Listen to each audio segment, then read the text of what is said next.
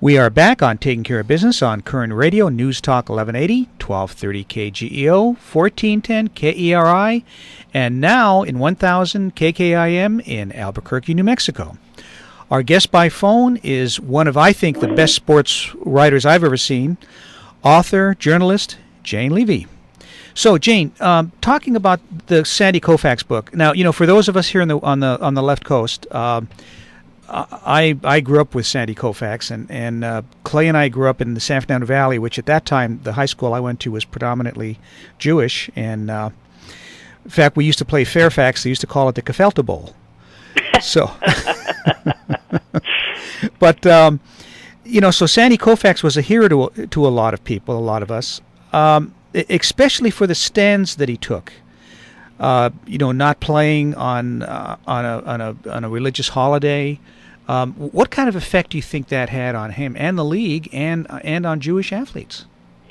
I think the effect was widespread, not just in the Jewish community where it was most strongly felt, because what he did is he refused to pitch the opening game of the World Series in 1965 against the Minnesota Twins because it fell on Yom Kippur, the holiest day of the Jewish year, which is the Day of Atonement when Jews go to synagogue and pray and fast and consider the year that they've had, the wrongs that they've done, the things they wish to do better.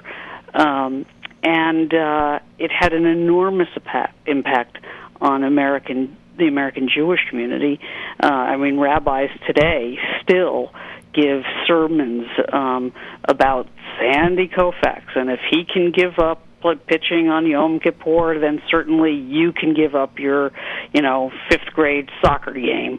But it had a more profound impact on the psyche of Jews who felt that they had somehow arrived at this notion of Jews as, kind of nebbishy guys who really, who couldn't get up and down the field or up and down the court and, had no vertical leap, and right. a kind of an image of passivity and weakness was negated by Sandy's unbelievably strong physique and marvelous left arm.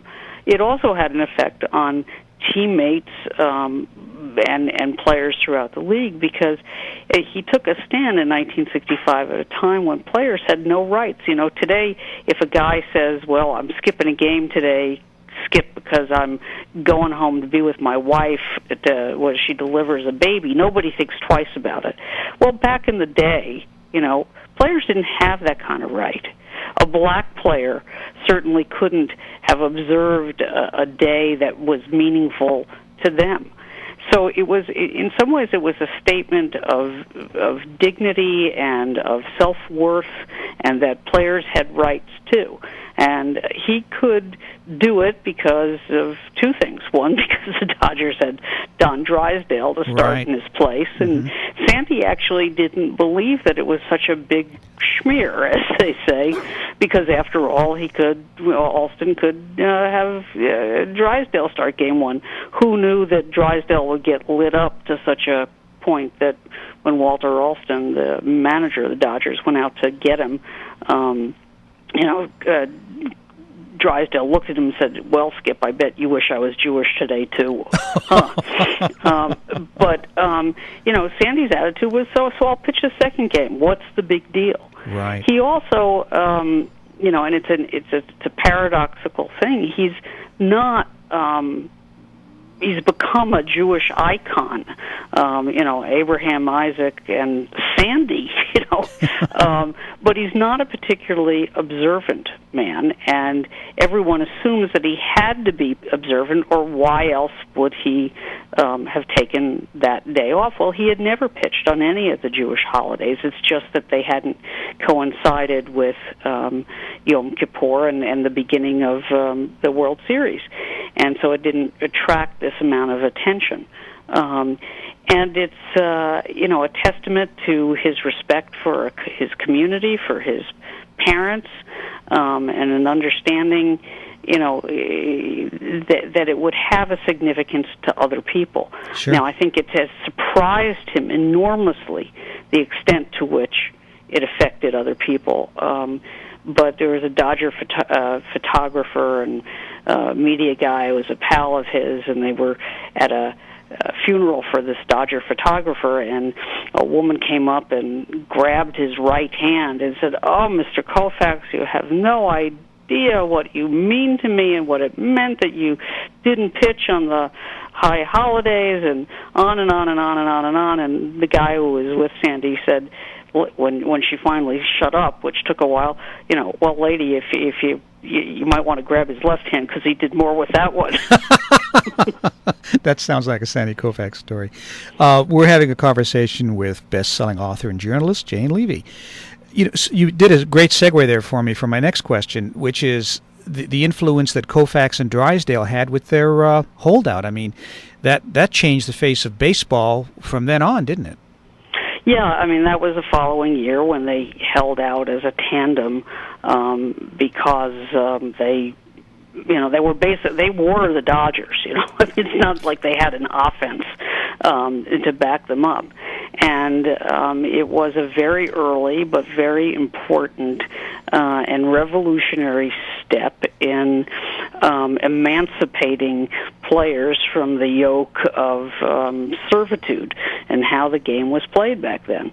And with all for many good reasons, and understandably, Curt Flood, who took a brave step in that direction too, gets much of the attention and credit. But Marvin Miller, the late head of the Baseball Players Association, told me before he died what an important act it was for Sandy and Don to stand up together and say, "You make us both happy, or neither of us is coming back." In fact, it so terrified ownership that the prospect of their entire infield, say, holding out one year, that they traded away in a collective bargaining rights a clause saying, well, the players would say, well, we won't hold out together, because they weren't really interested in that. They were interested in the greater numbers, not in individual rights, or interested in the body politic, as it were. And so that was an easy thing for them to give up. And yet when the collusion wars ended, part of the reason that the ownership got hoisted on their own petard was because they were so afraid. They were still so afraid of a Koufax-Drysdale action that they had put language in the negotiated settlement to preclude that. Wow. So it was still having an effect, 20 years after the fact. Sure, which makes sense. Just a little side note: we had Maury Wills out here locally, and I've had the pleasure of meeting him a couple years ago. I can't believe he is not in the Hall of Fame. That blows me away. Neither can Sandy, and neither can I. Yeah. I mean, Maury was his dear pal, and late at night after games, when they were, Sandy be icing that precious left elbow, and Maury would be icing those battered knees, they would read the virulent fan mail, quote unquote fan mail, that they got, from racists and anti-Semites to each other. Oh, you should hear the one I just got. So they were more than just teammates. They were people who understood at a time when blacks and Jews were closely identified with each other as minorities and who stood up for each other. They were closely identified with each other in terms of what it was like to play in an era where there was still anti-Semitism and certainly still racism in the national pastime.